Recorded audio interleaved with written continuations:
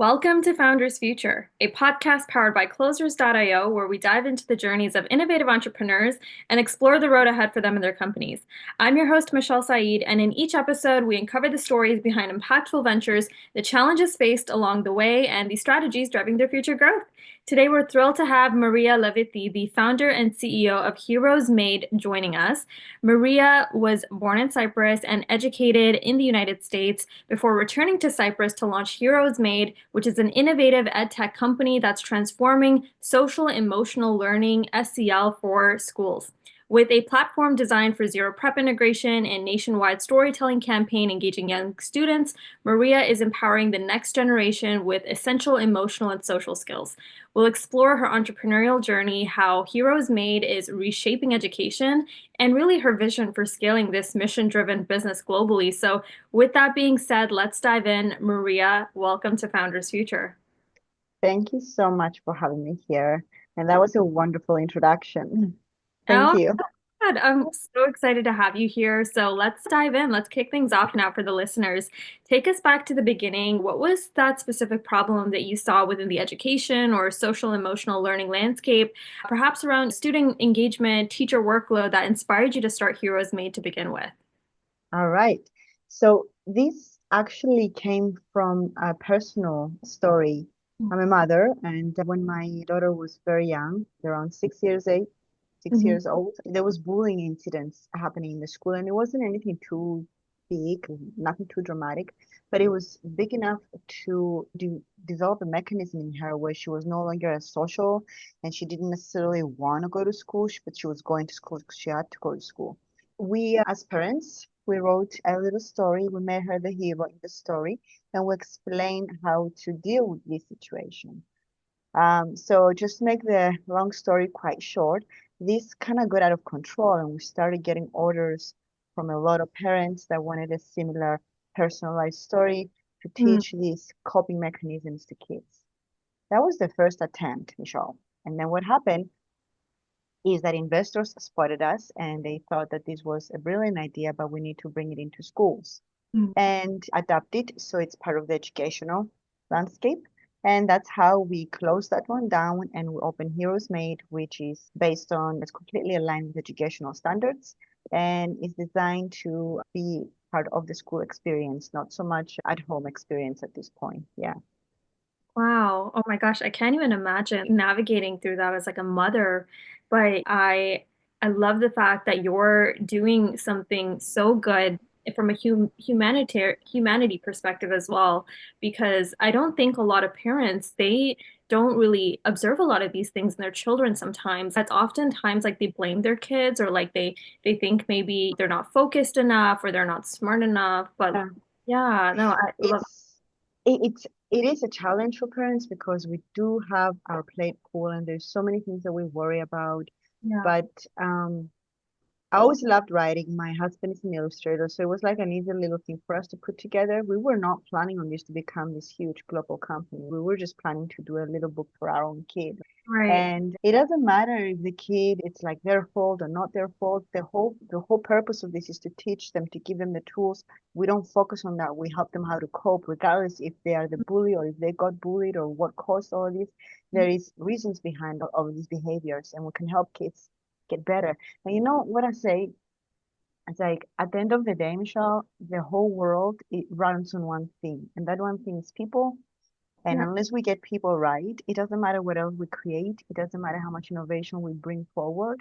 Mm. If we are not okay, the drivers of the planet are not okay, Yeah. nothing else matters. So for me, it was a very obvious leap. Okay, we need to create a solution and hopefully others join us Mm. because this is a very big industry and it's about to explode. And I can tell you more about that later. Yeah. Where we help kids acquire some basic skill set. You know, Mm. you're never going to get it 100% right, but it makes, and there's so much evidence now, it makes a huge difference if we give them social emotional learning tools before the age of 10. It's huge Yeah. difference on how they deal with that. Yeah. Yeah. Like you said best, these are the drivers of the world, the next generation. And if we don't prepare them with the right tools and the right things to navigate and lead the world later on and create innovation and to like really propel things forward, yeah, no, things become disastrous in that sense, right? Love the fact that you're so passionate about really working with the next gen essentially, and you're creating leaders in essence, right? From Yeah. such a age, creating, developing those tools in them. So let's get into the nuts and bolts for our listeners, even potential clients of yours that may be tuning in or they may want to work with you after this episode airs. Would love for you to walk through really how Heroes Made generates revenue today. What's some of the core offerings that you offer? I know you have the SEL platform, some of those storytelling initiatives. How do you structure what you do for your clients if they do approach you and they want to work with you? What does that actual pathway look like? Yeah, so it looks like a lot of things, but really the product is one. It's the platform, and the platform comes with a set features. I can go into it a little more if you want. But so we're selling a SaaS service, a software as a service on an annual subscription for schools. Mm, And it comes with a variety of options. We can either charge per student, per class, or per the entire school, which is usually the case. But we have the per student as well because sometimes schools are quite small and it makes mm, more sense for them to do that. So essentially, we're selling access to a platform. That's what it is. When it comes to the student storytelling initiatives, that is a bit of an innovation we brought in as a company because we can publish and illustrate stories on our platform that are social emotional learning. We open an additional like part on the platform where we can now publish, illustrate and publish stories written by students. So we're mm. giving them a voice, we're making them young authors and we helping them connect. So imagine like being able to publish your own story before you even turn 10. It's a big deal for kids and it shows them a sense of achievement. So that's part of the platform. So if you have access to it as a school, you can participate and submit stories so we can illustrate and publish them on the platform for everybody to see. So that's Mm. how the two mix. I don't know if I made that clear enough. No, absolutely. So from what it sounds like, you've productized this into essentially like a learning platform where there are all these different components where students can go in, they can create their own storytelling initiatives on there, feel empowered to share a lot of those things. Now, in terms of some of those other components, like for schools, like what does that actual outcome look like? Let's say after 90 days, 120 days, after like a specific product life cycle, what does success look like for some of the schools that, have adopted the platform and Yeah. they have been using some of those feature components? Yeah, okay. The other features. Okay, so the storytelling is one thing. It's like the cherry on the pie. That's not the core of the product. The Mm, core of the product is lessons. We have pre-made lessons that are designed by experts in now. And these lessons come with various methods that you can teach them. Everything's prepared, so we don't require any time from them.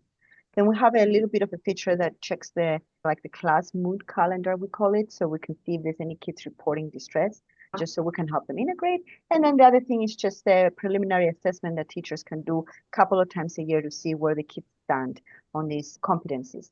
Now, mm, success looks like this. We are during our pilot phase where we mm. were able to collect a lot of data, and we're now collecting data from schools as well, but we're trying to respect our clients and not bother them too much. But we'll eventually engage and get some more information. Now, during the pilot, which was a 6-month phase, we had thousands of students on the platform testing it, and we observed that there was a 42% drop in red flag incidents. And red flag incidents is anything that has to do with behavior that is not productive or constructive and things that might be, branded negative for the class, anywhere from bullying to shouting to throwing things to all of this, any of the more minor incidences. We have them all in the pilot and it's available for anyone to see. So we observed that. We observed actually a drop in the number of kids that were reporting, and I think it's anxiety, anger, just scared. We have all these different things that we measured, and we Mm. observed a drop in that as well. Each one of them has a different percentage drop. So success looks like every kid feeling seen because every kid participates on their own journey. They have their own avatar, so they feel seen and they matter. Teachers look forward to doing this because they don't have to do much. They just log in and go. And then schools have a better environment overall because we no longer have to deal with these incidents, the red flag incidents, and everybody's excited to learn and connect and grow. So that's what we're looking to do. And that's what we're doing actually. Yeah. Wow, that's remarkable. I love the fact that you have quantified a lot of the those success factors and those outcomes, right? From like a data perspective. I'm sure that's super beneficial maybe in your messaging as well as you start to promote the platform. Now, on that note, building on your growth, would love to learn a little bit about how you're currently acquiring customers right now and Yeah. really getting some of the schools and educational organizations on board. What are some of those channels? Has it been like LinkedIn, your personal network? Have you done any paid ads like referrals? What's been effective for landing some of those clients for the SEL platform? Okay. So we're a young company, so it's not like we've been running this for like years and decades, so I can tell you for a sure fact something, but this Yeah. is what we're doing.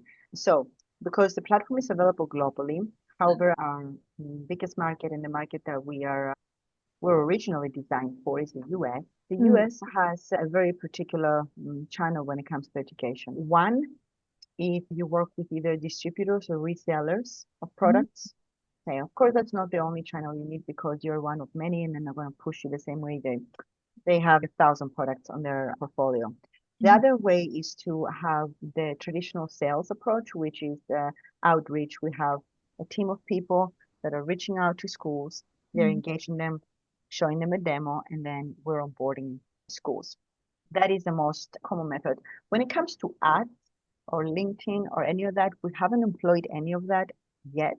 I just don't know if I was a teacher and I saw that. Teachers are not even the decision makers, really, sometimes. They can take something to the principal, they can request for something, but at the end of the day, you got to engage with the decision maker. So and they can bring in their teachers and ask their opinion, but we need to get to those guys.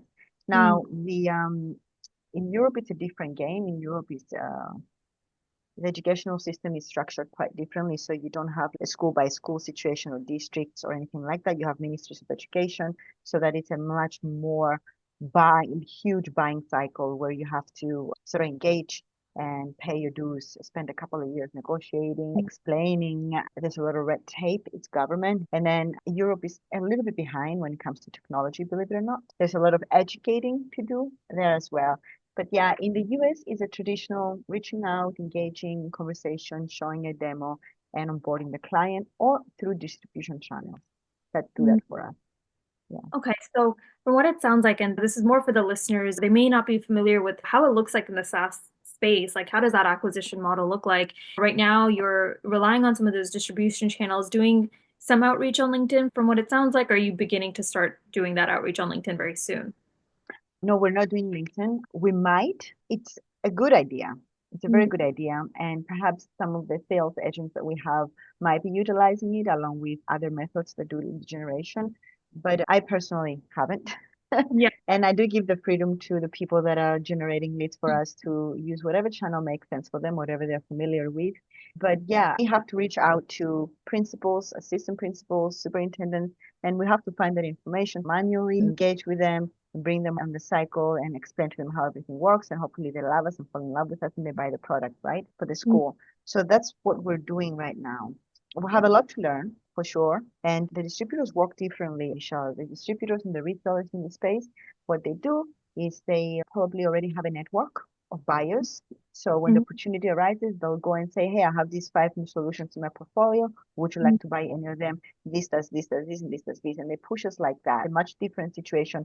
We don't handle anything. They actually take mm. the entire process on their hands and they just onboard the client and they pay Ah, us out. Yeah. But the internal sales process is a traditional sales process. I would think traditional. I don't know what traditional is anymore, but yeah. con- Of course, yeah, no, conventionally, I think we all know what sales looks like. What's that conversation? You mentioned that right now you guys are finding those decision makers and principals like very manually, right? You're looking at other ways as well. Oftentimes, it's been a big challenge for a lot of guests who have been on our series where they're doing a lot of lead gen very manually, and it's almost hard to scale when you don't have like that predictability, that sort of automation or system in place. What are some Yeah. of the strategies that you're looking into right now to create more of that predictability, more of that systemization to find some of those decision makers a lot more sustainably, just a lot more predictably? What are some of those ways you're exploring it? If you can share with the listeners tuning in that might be going through some of those challenges themselves. Oh God, I don't think there is one answer, like at least not for me. It's a constant just diving into research and discovering new tools and testing. And for now, yes, we have this process down. You're absolutely right. I don't know if it's like that scalable. It does what it does now and it's bringing on clients and everything. But when it Mm, time comes for us to scale, we will definitely need to explore perhaps more automated systems such as I know there's like AI generating of leads. There's a lot out there, and we need to plug ourselves in and figure out what to do. I'm not gonna pretend that I got that part figured out because we spent 3 years building the platform, and then I Mm, realized that I didn't spend any time understanding how the market moves. So for the mm, last year and a half, I've been like trying to figure out how you get into this cycle of sales and then I figured it out. And now that I figured that one thing out, I gotta mm. figure this thing out that you just said. So that's where I am. Got it. Yeah, it's a work in progress. That's why we're here. That's why we do this, right? So we can exchange those ideas and figure out along the way, hey, how do we implement this in our own business? Yeah, let me know if you have any ideas, by the way, like Yeah, anything. I I love information. Yeah. for sure. I will towards the end. We'll take some time and we'll share some of the secrets offline. Cool. Now, you said sales. I'd love to learn about your approach to sales. What are some of those strategies that have been effective if someone does come in through the distribution channels, or they maybe come in through some of the manual outreach? How do you convert them into long-term clients? What's been the strategy that's worked for you? And are you doing this on your own right now, having those sales conversations, or do you have a team as well that's engaged, whether it's Yeah. outreach or just really having those demos? What does that look like? We have a team and we're expanding the team as we speak. Actually, I was on calls with 5 people today. We're looking to expand the team because the need is real, Mm, especially in Europe. There is absolutely no competing products and they're looking for solutions. So we need to somehow get in front of everybody. The in terms of keeping long-term client, again, we haven't been around forever. So what we are focusing on, we want to focus that they're 100% happy with the experience. We do mm, engage to request feedback in terms like if they need a lesson that is not on the platform, they can request it and we will create it. We hope that by allowing the students to publish their own stories on the platform, it creates some sort of retention as well because it becomes like a personal little library of everybody's stories for that school. yeah, We being a new company and being on the innovation side of things, Michelle, allows us to be very responsive. If they want mm, something, we'll see how we can make it. So mm, that's our way of making sure that that works both ways because we need to make sure we're relevant if we want to continue having these clients, and we need to make sure those guys are happy if we want them to continue staying with us. So it works both ways. Everybody's happy by doing that. But for now, the process is reaching out either by email or by phone or both.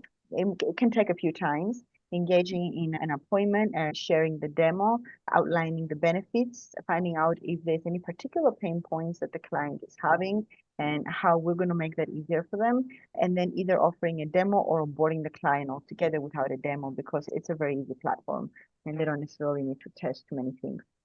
It was mm. designed to be super easy, so they don't spend any time navigating, just teaching. Yeah. Yeah, yeah.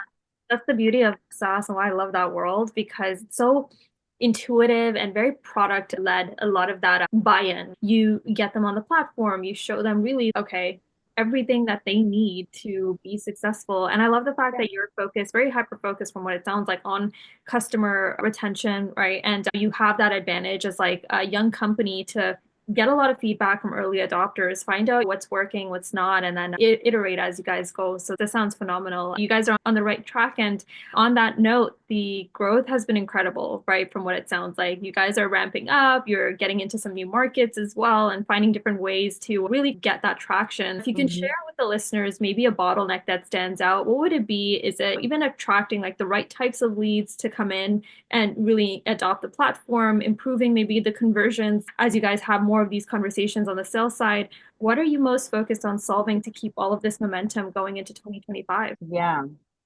There's a lot of things that need constant tweaking and constant improvement. I would guess the closing can always be done a little bit better, obviously, because there is so many moving parts when it comes to education, whether that's budget, time of the year, a whole bunch of other things outside of product that could influence that decision. We need to align that process a little better for us, like into timing wise. When do Yeah. we do more of the work and less of the work? Because it's not all months are equal when it comes to education sales. Does Yeah. it make sense? Yeah. Yeah, So absolutely. so that's something that we need to definitely work on and definitely improve. And I don't think that we're gonna ever stop figuring things out because things change so fast. So Mhm. that's that. And generation of leads, because we are relatively new, the world is open right now, right? As we are going through and as we're finding perhaps the yeah, we need to automate that part definitely because it's going to get to the point where manual is not going to longer be an option for sure. So those are the two areas, the closing, understanding a little bit better, perhaps the buying cycles and closing and being able to generate faster leads, more leads faster. Yeah, just to keep everybody going. But yeah, I don't know. I think that's a very common pain point for most sales. I don't know. Yeah, it's when you have a really good offer in place because we're passionate about what we do, whatever it is. In your case, it's ed tech, right? How do we actually figure out the sales and the marketing components? How do we get the messaging out there? How do we actually create more of that awareness, Yeah. right?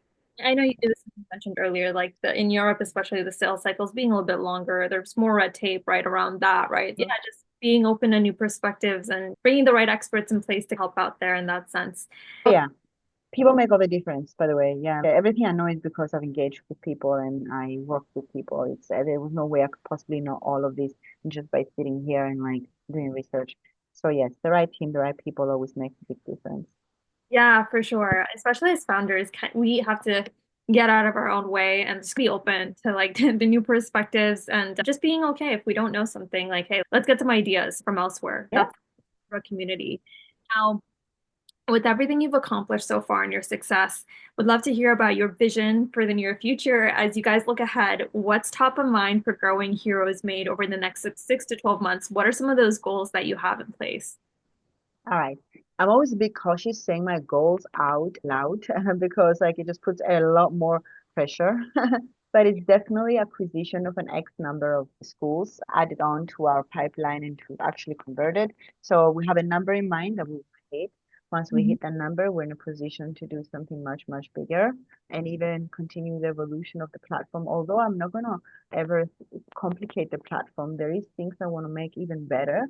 Technology constantly improves, so there's a few things I want to continue building on, features to even make it even a little more fun for everybody involved. So for us, it's acquisition of an X amount of clients and improvement of a couple of features. And one of the features, for example, is right now we're offered in a few languages, but I want to add Spanish because it's a very big, actually, even the United States is a second language there. So I want to be able to offer that advantage. So that's one. So yeah, sales, features. That is for the next year, we have those two goals, and they both kind of work together, really. Yeah. Yeah, everything's honestly very intertwined with each other. No, that's really cool, actually. Adding Spanish, it's such a huge market. You guys are going to go on such a global level and really dominate. I'm super excited to see where you guys go this year. I love how you talk. I love how positive you are. Yes, that's how I feel too, but it's nice to hear someone else say it, right?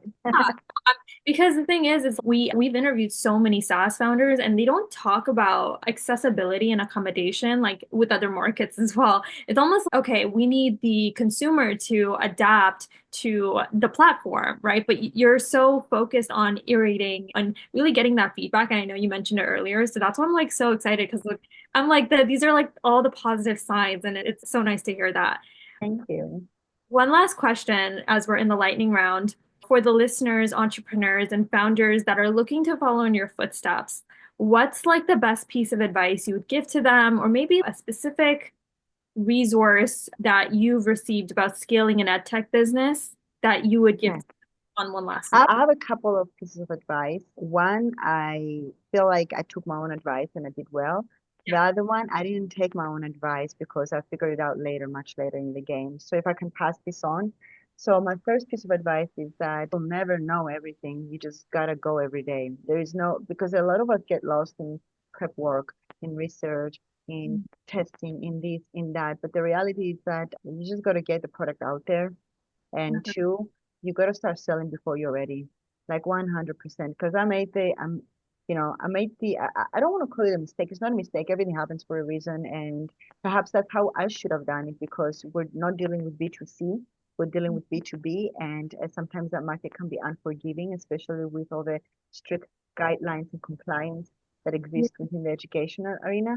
So perhaps I did it right, but overall, I would say start selling a year before your product is ready. Like really start the sales process, whatever it is. And if you need to cut a discount because someone is going to sign before you're ready, do it. But you got to start early because I Yeah, feel like that's the valley. Like a lot of good products.